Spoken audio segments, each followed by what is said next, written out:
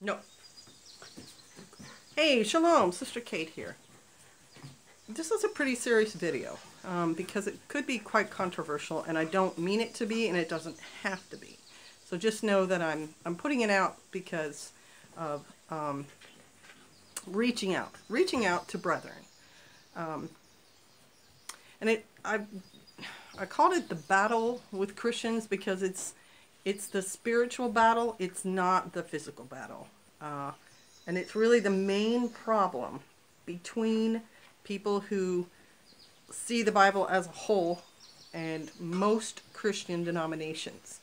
And that is that the Christians have been taught by their denomination and their leaders, because these people, I don't understand how it came about in the denominations or whatever, but they don't see the Bible as the whole story that it is. They don't get the context of it being about the Hebrew people, the Israelite people.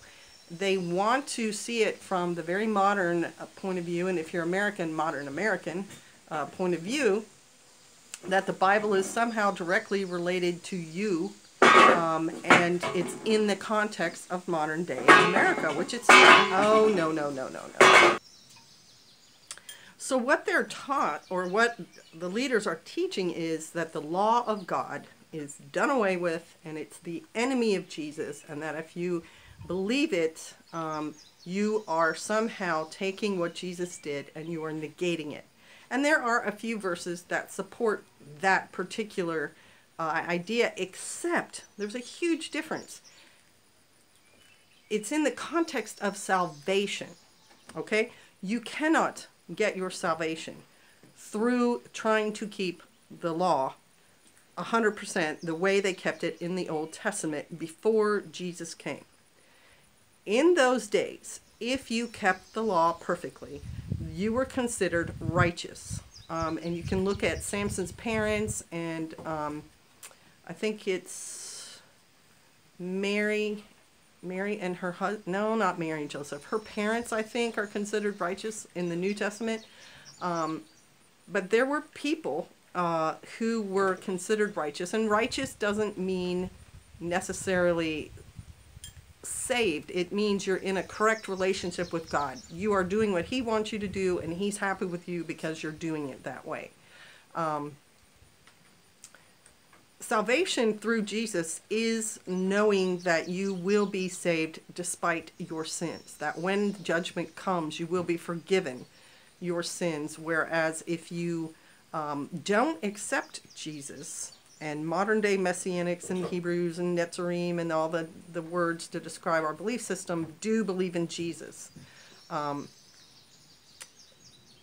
If you kept the law perfectly, then you were righteous, and then your judgment probably was still going to be a good one, but it wasn't guaranteed. And most of the time, if you weren't righteous, if you weren't following the law correctly, you would be condemned to death.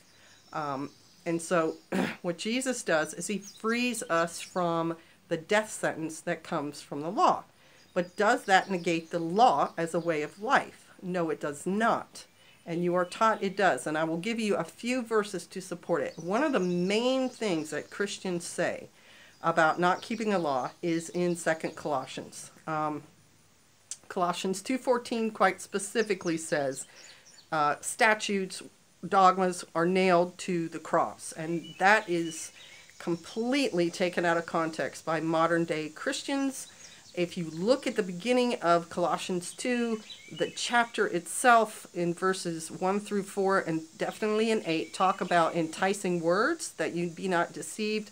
My finger's dirty, no.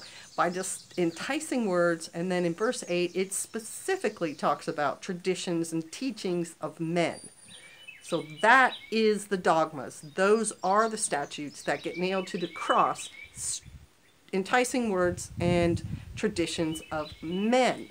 Now, what traditions of men could Paul be talking about that would involve enticing words?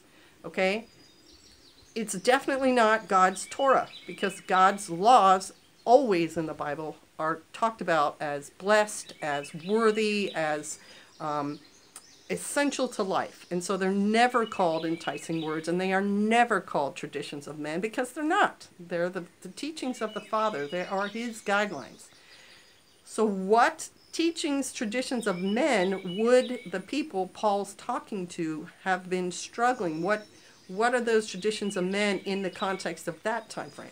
Well, for the Jews, it would have been Talmud. It would have been the oral traditions that are passed down from the elders, where they picked them up in Babylon. And if you want verses that will support that, go to Mark 7, 1 through 13. It definitely talks about those. If the person that Paul was talking to would have been just straight up Greek, not a Jewish Greek, it may have been the traditions of the Greeks, some of which would have been going to temple prostitutes, both male and female, as part of their worship system. So it could have been those traditions of men, but it was certainly not the Father's traditions. And it's the same in Galatians. Galatians, I think it's pretty much chapter 4, talks about the teacher, and you're no longer under the teacher. The law was the teacher. Correct, but that is, the context of those verses is not obedience to the law. It's salvation through the law. And we agree. We agree with the Christian church in that your salvation would not come through the law. Your salvation only comes through Jesus.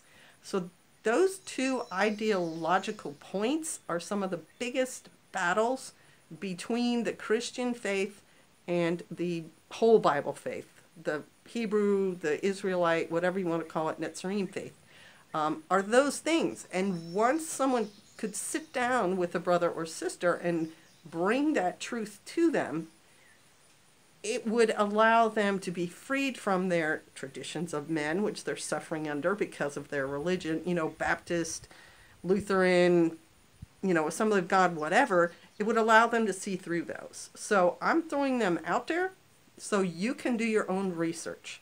And the whole reason I'm trying to share that with you was Pastor Joe gave an excellent sermon. He always gives excellent sermons, but this week's sermon was really good, and he made a point that the believers, the apostles in their time, were inviting people to come fellowship with them because the apostles had the whole truth, because they had walked with Jesus and seen him with the hole in his side and the holes in his hands, that they had witnessed his death and resurrection with their own eyes. And so they had that to share with other believers, other churches, other people of their time, and that's why they would invite them to fellowship. That the apostles would not go to a fellowship that hadn't seen it and try to stand on their word, because those people did not have the whole truth. And so as people with the whole truth, we're trying to reach out to you who may need to hear it, may want to hear it, and bring you into the joy. And it is joy. The verse talks about joy. The joy unspeakable of the whole truth. Because when you think about the joy you got as a born-again Christian, that was some big joy. It made you want to run around and sing and dance. Well, so is this. This further truth of the Bible, which is the whole Bible, is even more joyous. And so we're trying to spread it. I hope you all go look at the verses in Mark and in Colossians and watch Pastor Joe's sermon to get the teaching that he gave, because there were several places he went. He was starting a new chapter in 1 John, but he went back and forth to Old Testament and things too. All right, bless you. Shalom.